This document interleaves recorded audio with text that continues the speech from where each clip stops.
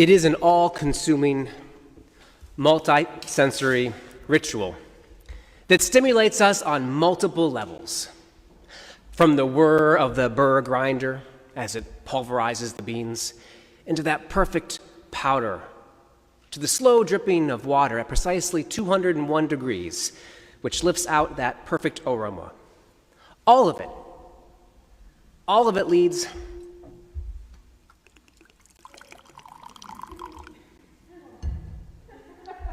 to that perfect sip, which wakes us up to a world of possibility.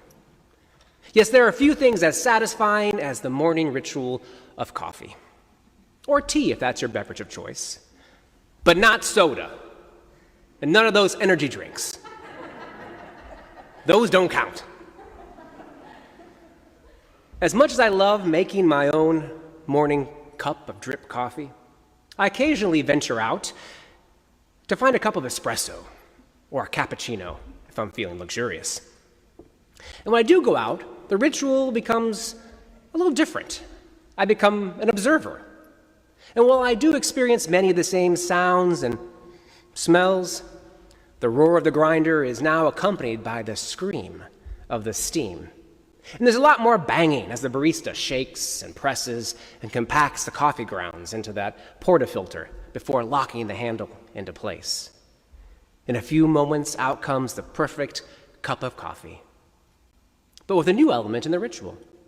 Instead of relishing that moment privately, maybe thanking God, now I have to offer words of thanks to another human. That is, unless they've turned my cappuccino into a latte by adding warmed milk instead of just the foam that's supposed to be in a cappuccino. I see Nicole laughing. She's been with me when this has happened. It's not good. If that happens, then I have to decide how to deal with the situation. And I usually get a grumpy spirit. And I'm not the only one, apparently. The journalist A.J. Jacobs shares this propensity. It was out of a fit of whining that he came across that helped him prompt his next writing project called Thanks 1,000. Realizing the human brain is hardwired to focus on the negative, which might have been a helpful response when we were cave people trying to avoid predators, is now a terrible way to get through life. It's a major component in anxiety and depression. The solution, of course, is to cultivate a spirit of gratitude. For coffee, for instance.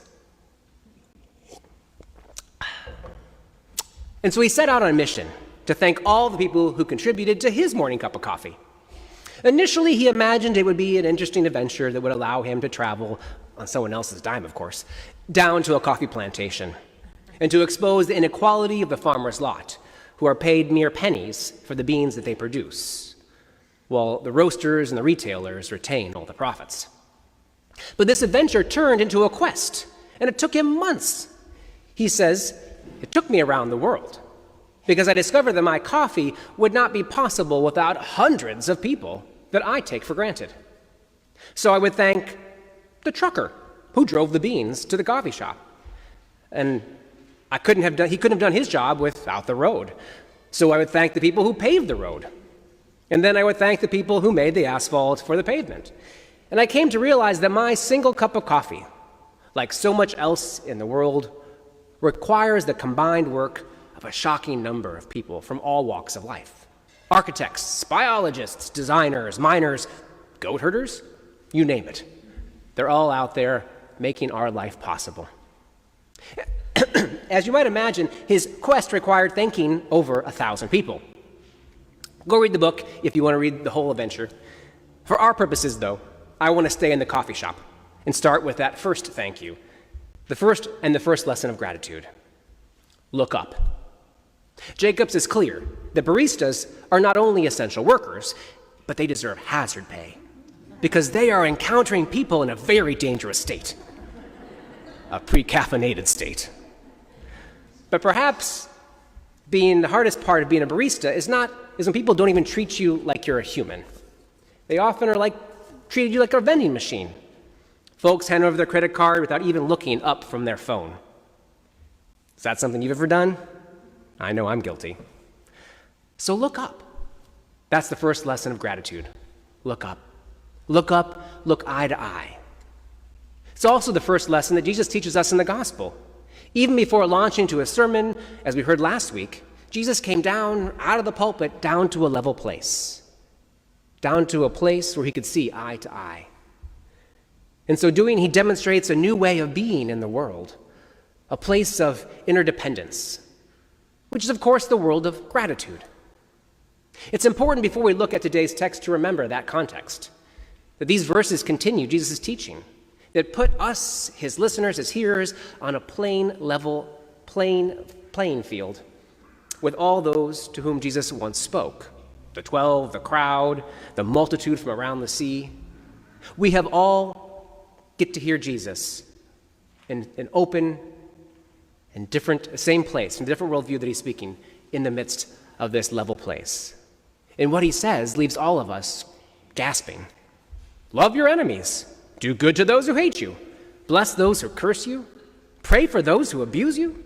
If anyone spikes your cheek, give them the other one also. And if anyone takes your coat away, don't withhold even your shirt. Give to everyone who begs of you. And if anyone takes away your goods, do not ask for them again. Do to others as you would have them do to you. Wow. Seems impossible, doesn't it? Not only does that put us on equal footing, as we hear it in open plain and level place, it means that we all must look up, look to each other as equals as we interact.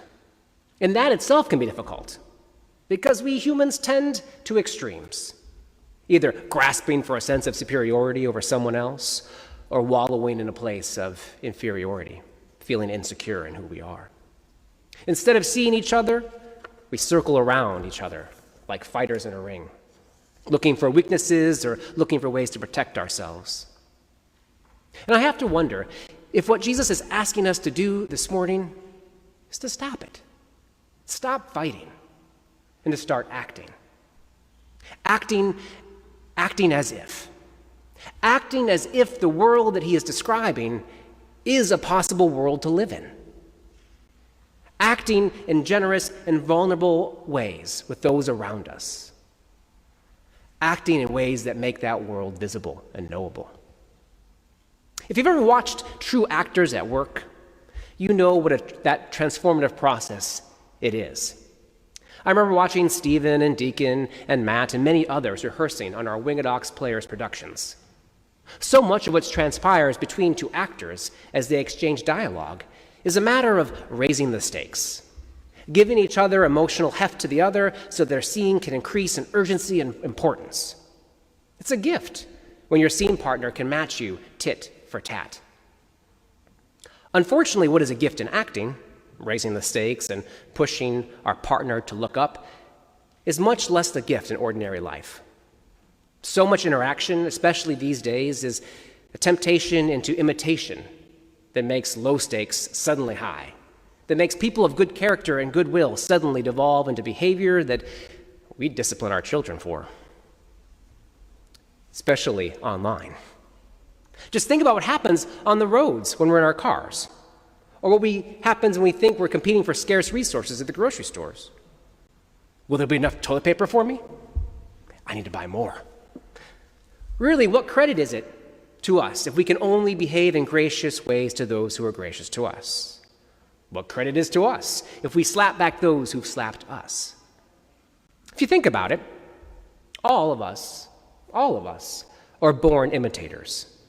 Babies spend most of their waking hours imitating those with whom they interact. The older we get, the more we intimate not just facial expressions, but gestures and behaviors, ways of relating. If we're lucky, we've been given people in our lives that are worth imitating. If we're unlucky, we are given people to whom imitation and to imitate is to self-destruct. How can we shift this equation? It's precisely what Jesus is promising in today's gospel, I think. He's creating a new community based on the premise of acting as if. Yes, it is through this kind of thick community that he calls into being, that we can shift the nature of our world. It allows people more opportunity to come into contact with the kind of people that are worth imitating. It starts when we act as if. When we take Jesus as our primary acting partner, we can start from a place of gratitude. And this is the path to true life.